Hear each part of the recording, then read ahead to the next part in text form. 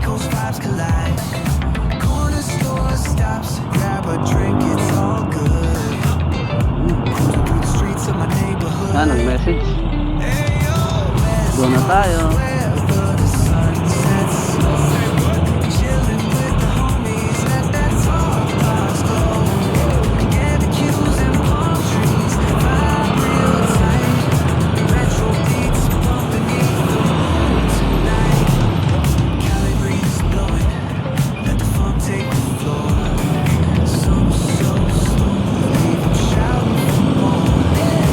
Beach chair chilling, toes dug in the sand. Baseline blowing, life feels so grand. Ayo, West Coast goes where the sun sets goes. Cruising past the waves, feel that rhythm unfold. Salamat po sa YouTube Partner Program. Nasa Fishport na po tayo.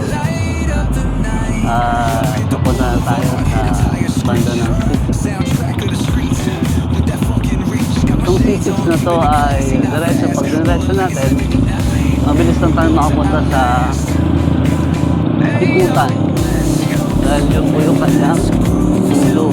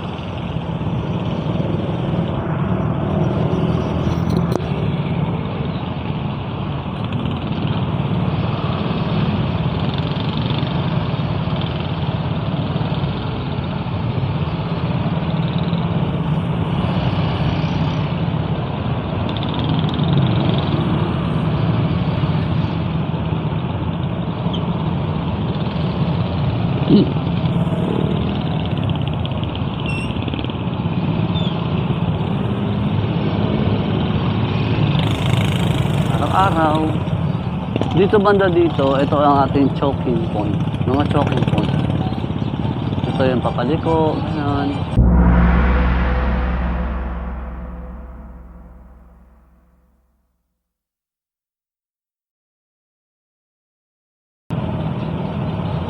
Kaya nagkakaroon ng ganitong mga pangyayari sa isang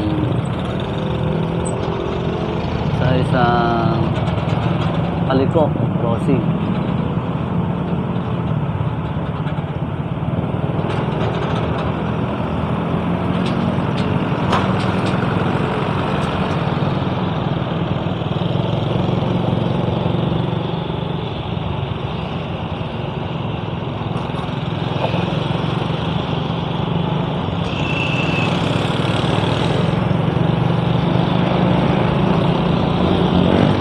Salamat tayo dun sa motor sa kakotse, pinagbigyan nila tayo makatawid o kaya makaliko sa kanila.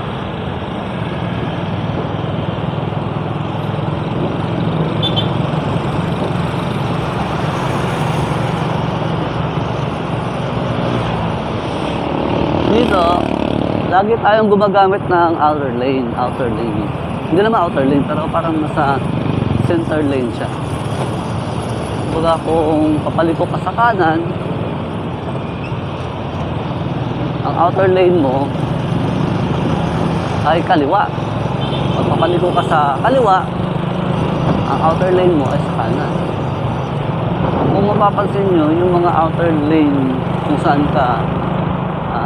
ka liliko, mga portion nun, eh, napakaluwang.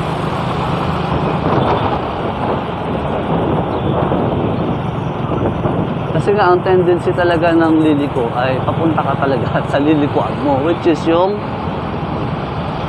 kung kanan ka, pakanan ka. So, pupunta ka sa kanan, bahagi talaga. May ipit-ipit kayo doon sa kanan. Kung 2 lanes yun, so mag-iipitan kayo doon sa kanan. Kaya yung mga iba, talagang umiipit sila doon sa gitna, papuntang ay doon sa inner lane. Tuloy, nagkakaroon ng space dito sa may bandang outer lane nung pinakalit nung nililikuan. Tulad yan, maduwang. Kasi nga itong sasakyan ng kotse, pupunta siya talaga sa bandang gitnang sa inner lane ng lilikuan niya.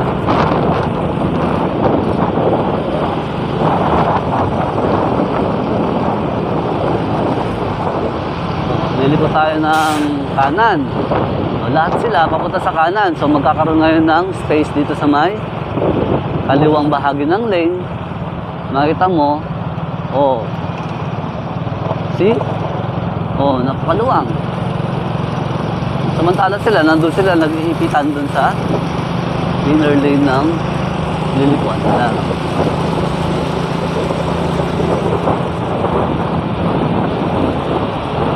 Doon nagkakaroon ng gitgitan kung saan yung mga lane, kung titignan natin, susundin pa rin natin habang lumiliko tayo, susundin pa rin natin yung lane natin.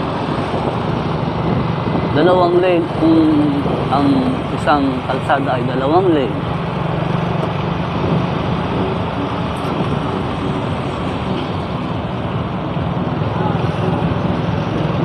mangyayari, yung pangalawang lane, ililiko niya sa isang lane.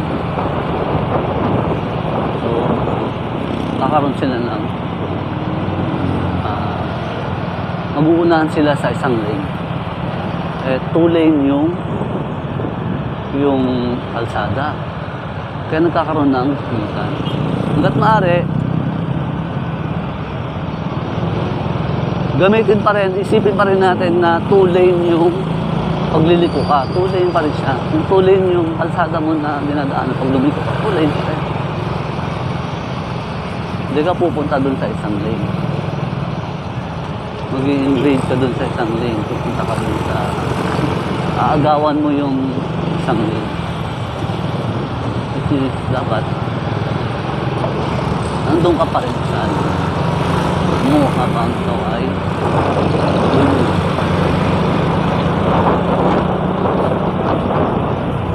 sana magkaroon tayo ng video, nung animation video para dito sa sinasabi.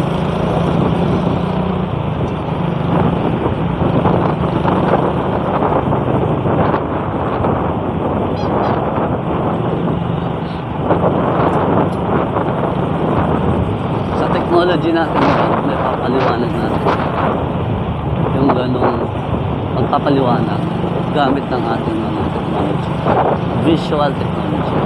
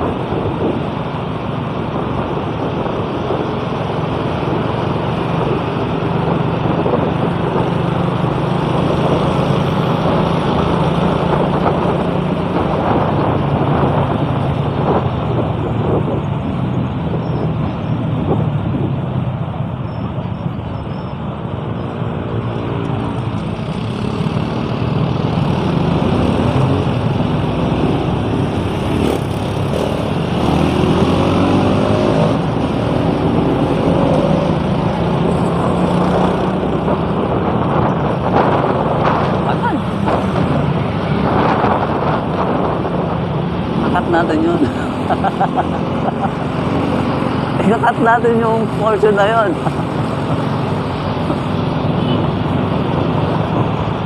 Lagi tayo, huwag tayo maging mainip. Kagaya ng nangyari sa akin. Sana tayo. Chill lang tayo. Subukan natin mag-chill.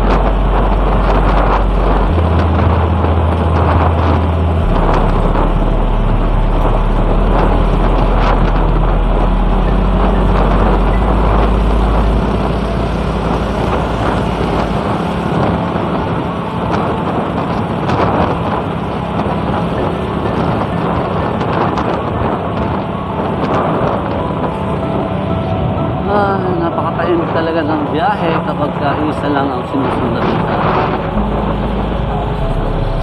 Isa na lang ang nakatutok ko sa isang sakyan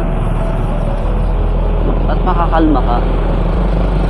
Isa lang yung kanyang galaw, isa lang yung kanyang isa lang kinakain niya sa linya.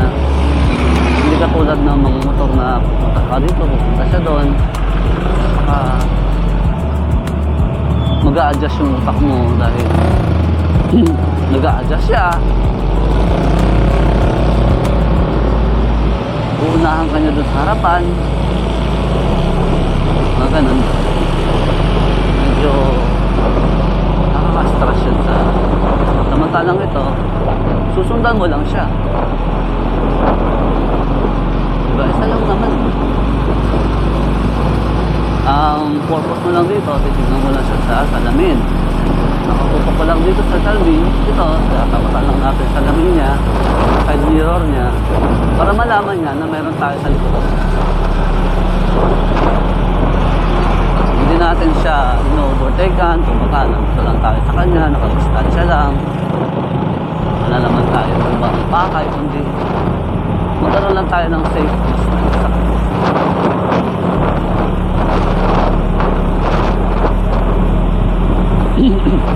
Napakarami ng advantages ng ganito. Una, nami-maintain mo yung takbo mo. Maintain mo lang takbo mo, ganon. less stress sa makina niya, makina ng motor.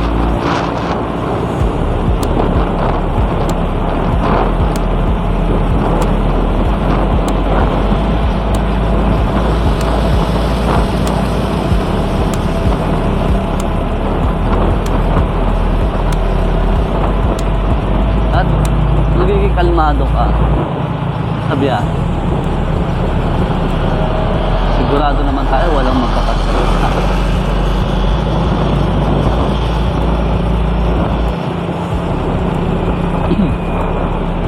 Ganito, tignan mo. Pupunta siya dyan, sa gitna siya, tapos sa kaliwa, pupunta. Yun lang. Yun lang yung advantage na nakikita ko.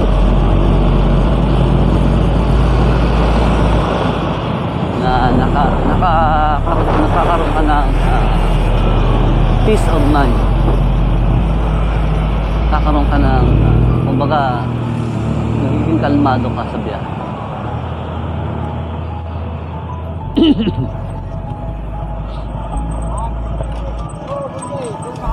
Madalang na ako dito kumain. Kagaya ng sinasabi ko nung una, nandito tayo ngayon sa tinawag ko na Eye of the Needle. Isa lang talaga ito. Oh, tama to, oh. Talagang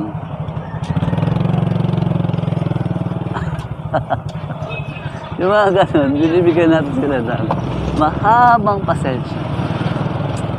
Ingat ka lang. Mga ganun. Isipin din natin ang ating mga gumagamit ng kalsada, katulad ng mga pedestrian.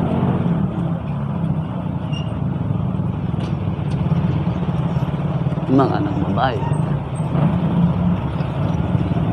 Mga kapwa natin kasta.